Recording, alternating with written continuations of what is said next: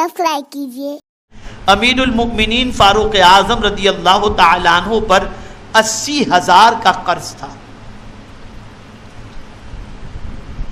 जब विसाल का वक्त करीब आया तो अपने बेटे हजरत अब्दुल्ला इब्ने उमर रदी अल्लाह तआला अन्हु को सैयदना फारूक आजम रदी अल्लाह तआला अन्हु ने बुलाया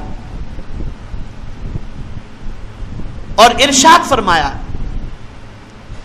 मेरे कर्ज में जो 80,000 है, मुझ पर जो कर्ज है, उस कर्ज को अदा करने के लिए अपने बेटे से फरमाते हैं, अव्वल तू मेरा माल बेचना, यानी मेरा जितना भी माल पड़ा हुआ है वो कर्ज को अदा करने के लिए पहले तुम उसे बेचना। अगर काफी हो जाए उतना पैसा, माल बेचकर उतना 80,000 हो जाए तो सुभान अल्लाह दे देना कर्ज, और अगर नहीं होता पूरा तो मेरी कौम बनी अदी से मांग करके पूरा करना। यानी मेरी कौम से कहना, मैं जिस कबीले का हूं उन कबीले वालों से कहना कि मेरे बाप पर इतना कर्ज था, आप दे दे ताकि मैं अपने वालिद का कर्ज अदा कर लूं।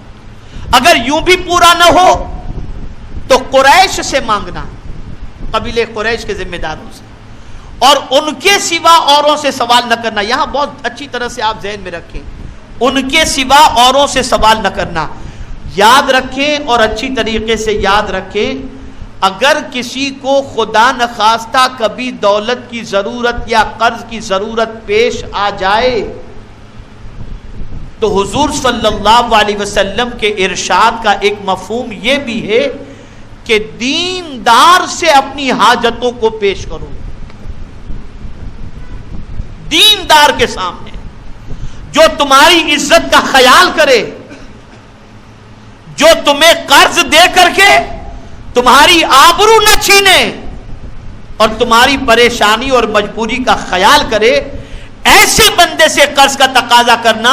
इसके हवाले से फारूक आजम ने एक तो कुरैश के हवाले से फरमाया और एक अपनी कौम बनी अदी के हवाले से फरमाया, उनसे सवाल करना, उनके अलावा किसी से नहीं। अब आगे समाअत फरमाए।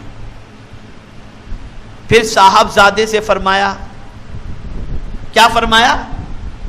तुम मेरे कर्ज की जमानत ले लो।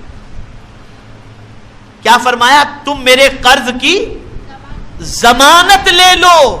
यानी बेटे, जिनका कर्ज मुझ पर निकलता है उनसे कह दो कि अब तुम्हारा मेरे बाप पर कर्ज नहीं, मैं अपने बाप के कर्ज का जिम्मा खुद लेता हूं और यह कर्ज मैं अदा करूंगा, यह जिम्मा तुम ले लो। अल्लाहु अकबर।